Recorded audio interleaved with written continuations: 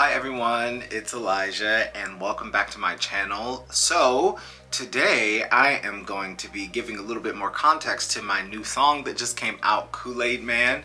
Obviously if this video is out, then that means that the song is already released and you have it and you can be listening to it wherever you stream music. I thought that it would be important for me to come and kind of talk about like the why I wrote this song and give a little context behind Kool-Aid Man. So I haven't obviously posted on this channel since my May vlog, so it's been since May since I posted. Editing me here, so I realized that I say that I haven't uploaded since May, but it was actually in June that I uploaded, or the end of June, for my song Cyclone that came out, so feel free to go back and listen to that. But I meant like talking head videos, so yeah. Anyway, okay, back to the video. But I have a lot of new things coming in conjunction with Kool-Aid Man and songs that will be following it, but I just kind of wanted to come and give a little background as to why I wrote this song. So obviously there's no secret, the world's on fire. There's war and different types of calamities that are taking place every day, and it's just kind of tricky sometimes for me. I know there are a lot of artists out there that are able to just keep moving, keep promoting and doing their thing regardless of what's happening in the world, and that's a skill that I have to learn, only because there's kind of, it can be a little tone deaf when it's like, hey, I can't change political warfare, but here's my new song. You know, it could seem kind of trite or like it doesn't matter, but I'm changing my perspective on that because music and art does matter, especially in times of war and chaos.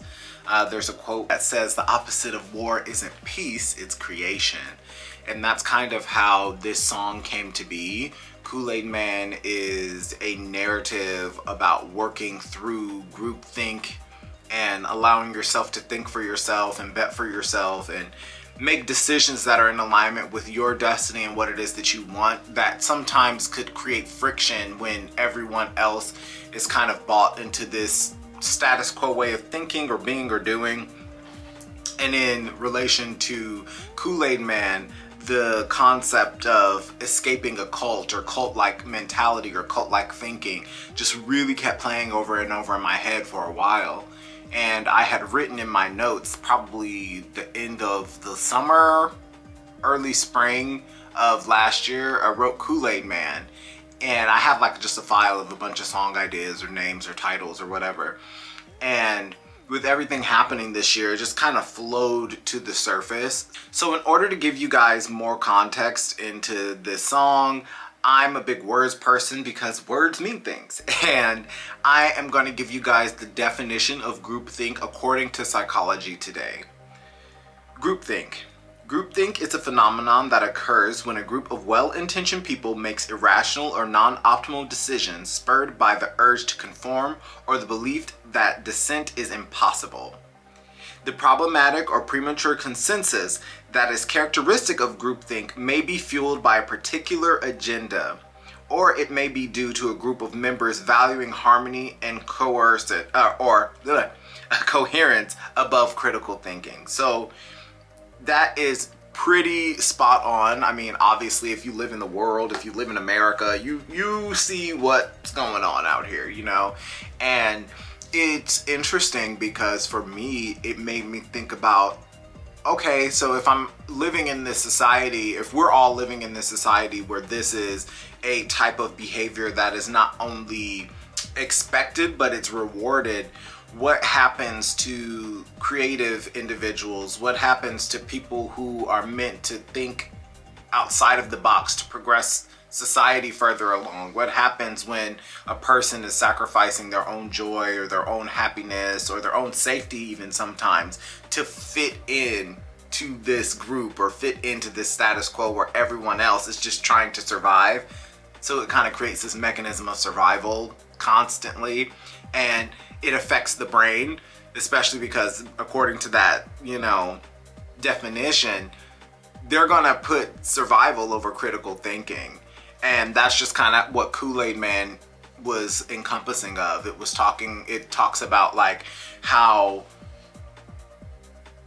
I at times, or all of us at some point, have decided, you know what, let me just go along with this to maintain some semblance of peace. But in reality, that's a war being inflicted on the individual, or a war that's being inflicted on people who are just trying to expand and express and move forward. So I don't know. I just wanted to tell a story about like breaking free from delusion, breaking the spell of living your life based on what other people say is right for you, or what they deem is appropriate for you, or what they've carved out as their idea of what you are in their reality or in their world. And Kool-Aid Man is very much so about like, obviously I've taken references from specific times in history where cult mentality or cult concepts or beliefs or groupthink have kind of affected people in negative ways, and that's where the term Kool-Aid Man comes from. It's this person that's kind of just this sycophant, or a person that is in service to this machine or this mechanism that allows them to accumulate more people or collect people or control people. And it's all under the premise of like, well, everybody else is doing it, so here's your drink, here's your Kool-Aid. Don't you want to fit in with the rest of us? And I've been thinking a lot about times in my life where I've kind of hidden my light or closed myself off to what I know is best for me because I'm trying to maintain some semblance of peace. And this is something that, you know, I'm gonna be definitely talking about in days to come in relation to also the energy around Kool-Aid Man. But it's like, when you are a person like myself, a creative, embodied, confident person who's also queer and black, any form of opposition or any form of critical thinking or any form of stepping outside of the parameters of what society says that people like myself, queer, black creatives or entrepreneurs are supposed to be, it immediately creates this semblance of friction of like, who do you think you are? And Kool-Aid Man is very much so about like, oh, wait a minute, I remember who I am, and you're gonna have to just deal with it. So, you know, that's really the energy around, you know, Kool-Aid Man. I wanted something that felt authentic. I wanted something that was kind of dark and ominous. There's a lot of quotes not quotes, but there's a lot of lines in Kool-Aid Man that reference Heaven's Gate and absolving oneself into this realm of fantasy or utopia, but in the meanwhile you're just a puppet and you're being controlled and you're a part of this mechanism that makes this system kind of go.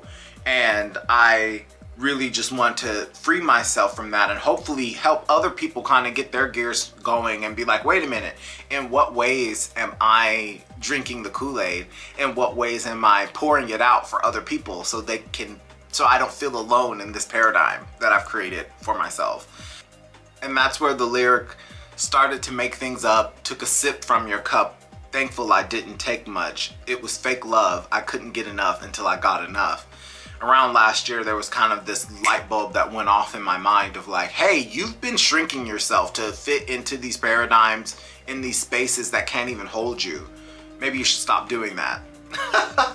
I mean, if only it were that easy for us to recognize it sooner than later, but everything serves its purpose, and I'm super excited that I am able to synthesize my experiences and my thoughts in a way that is exciting and tell stories. And I wanted something that was dark and ominous but kind of disguised and packaged in this electronic dance song.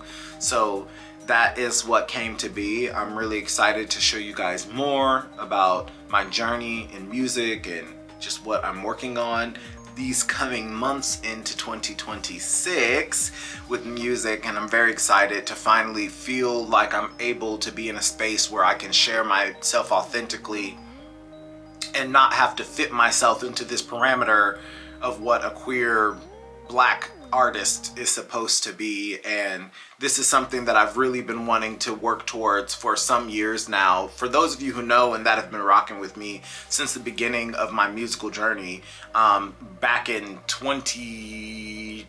Granted, I haven't been posting on YouTube or socials that whole time, but you know, it's really cool to feel like I'm in a place where, to be quite frank, I just don't care of trying to fit into this mold of what industry or society says people and creatives like myself are supposed to be. And trust me, I've sat in a lot of meetings, I've talked with a lot of people that just don't seem to have a concept of what a queer black entertainer is supposed to be.